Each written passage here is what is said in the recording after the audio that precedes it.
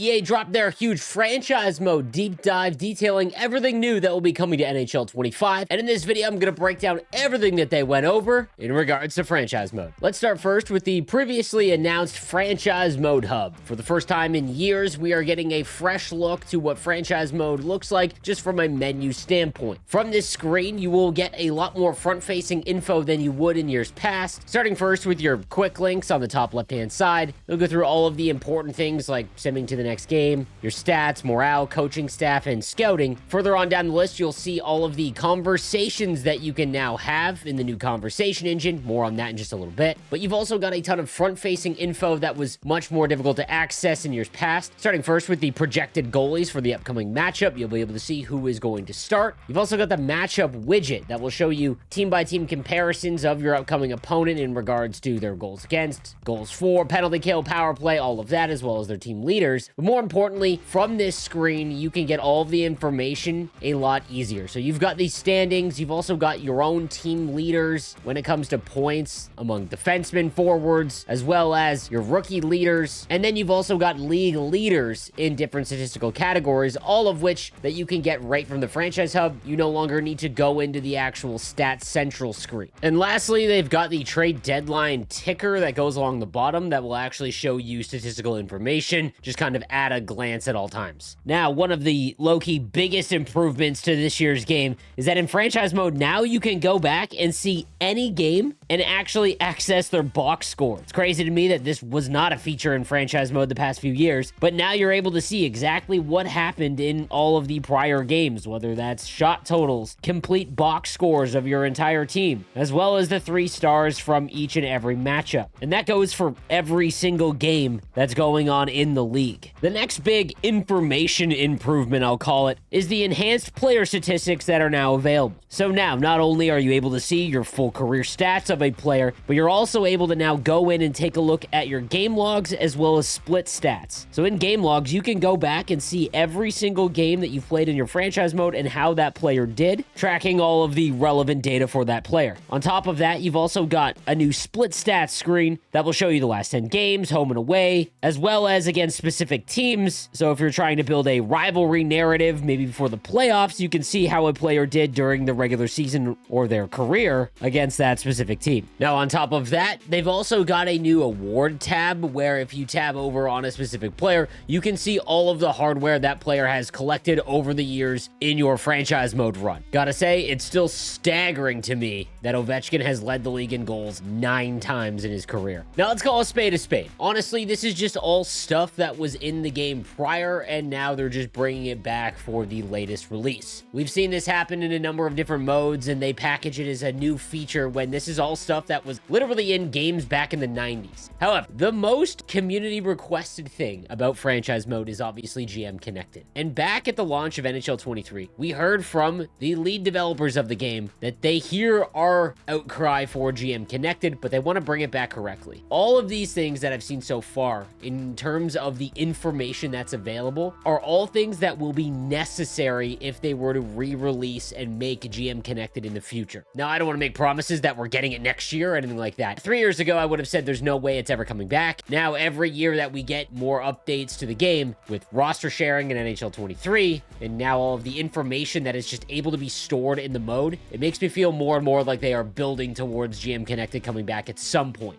The next big change to NHL 25's franchise mode is contract negotiation. And this is far different than it has been over the past few years. Starting off, every player is going to have a contract bar as well as an organization bar, and these are going to indicate to you how likely a player is to actually want to join your organization. Many factors will come into this, including the market size of your team, are you a championship contender, and apparently even the tax situation of your squad. So if you are a team that is in a no tax state, you might actually get a little bit of a bump from an organizational standpoint. Now, the biggest thing I'm curious about, does that just mean that every Canadian team, for example, outside of maybe Toronto or Montreal, are just going to have a much harder time signing players because of the tax situation or just the overall interest? I'll be curious to see how that kind of plays out throughout my first few runs in franchise mode. Now, on top of that, if you are looking to try and convince a player to sign sign with your team, they have introduced no move and no trade clauses that you can offer players to help get you over the hump to get that player to sign with you. So something that has not been in the game ever, you're now able to offer a player a no movement clause or a no trade clause or a modified no trade clause to try and get that player to sign with your team. This is obviously going to add some realism to the game because these are things that are actually in real life, and all of the prior contracts that have been signed are going to make franchise mode in the first few years at least much more difficult if you are trying to actually just rebuild a existing team that has a ton of players that have no move clause. Now, when it comes to trying to acquire a free agent, you are now able to enter into a conversation that will allow you to make different offers and persuasions to try and increase your organization standpoint so that you're actually able to acquire the player. As you can see in the example they showed in the deep dive, they try and persuade Sam Bennett about their market size, and that actually works in terms of a persuasion. On top of that, you can now negotiate the years and dollars of the contract from this negotiation screen, and as you can see, by adding a ton more money over the asking price, almost $2 million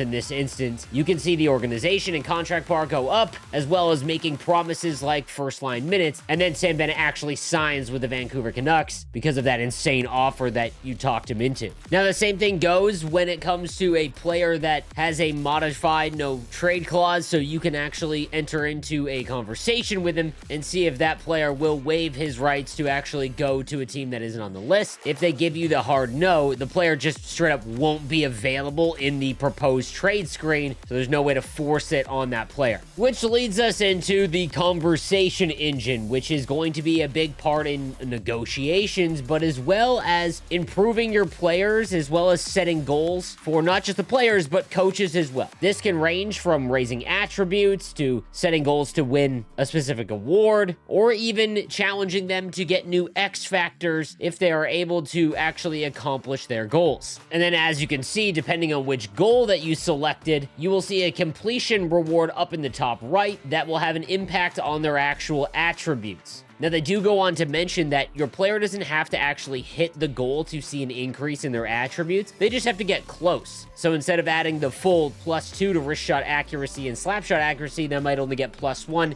if your player with a 20 goal stat challenge only gets to like 17. And then once you've set a goal with any player, you can actually see those goals in the player menu under the goals and promises little section. There are other conversations as well. For example, you can try and convince a player to change positions. So if they are a left defenseman, maybe try and see if they will fit on the right side. And you can go through an entire conversation path to see if you can convince that player that he's good with that, and you can change his position. You've also got coaching conversations where you can set some goals throughout the season with your head coach that will have an impact on statistics based on what you put a focus on. For example, during the preseason, you can put a focus on conditioning or strength training, and that will have various attributes that will improve for your team during that time. You can also work on the power play and penalty kill to try and improve in those areas as well. One of the more interesting ones was the game plan conversation path. And while you set your own lines, something that has always been an issue is that when one of your players are injured, you have to go in and manually change them on every line. If you have a conversation with your coach and set up your specific lines that you want, when you hit preferred head coach lines,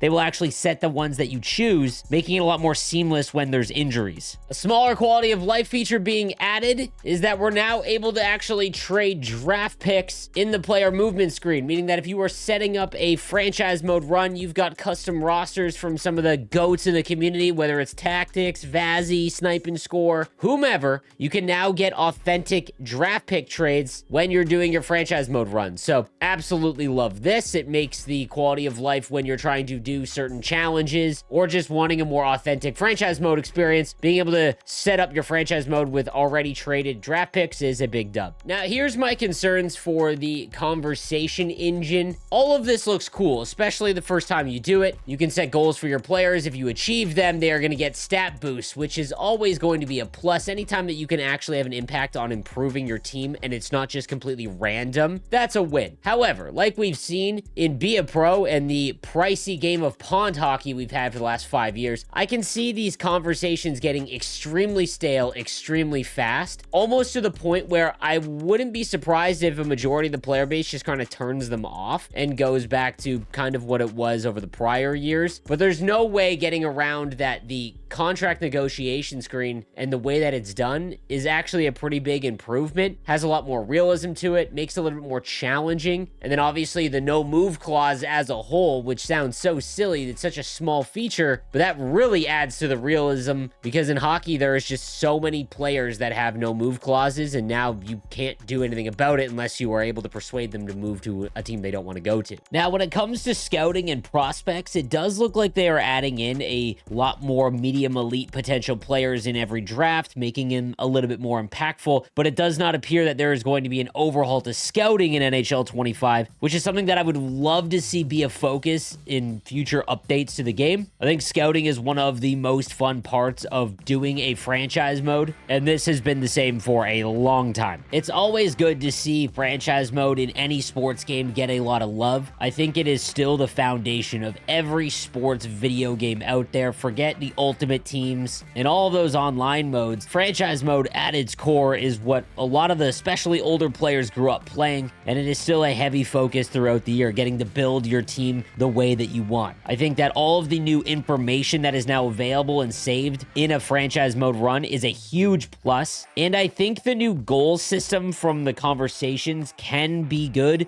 as long as it is expanded upon in the future years. I have my doubts on that, and the contract negotiation screen is definitely extremely interesting, just because in hockey, contracts are some of the more difficult ones to navigate in all of sports. But like I mentioned earlier in the video, I think that the biggest bonus from this is just it looks like a setup for GM Connected in the future. Again, this is all stuff that would need to be done if they are going to make GM Connected a focus in a future game. Here's hoping on that. Let me know what you think in the comment section down below about franchise mode and what you're most excited about from what you've seen so far in NHL 25.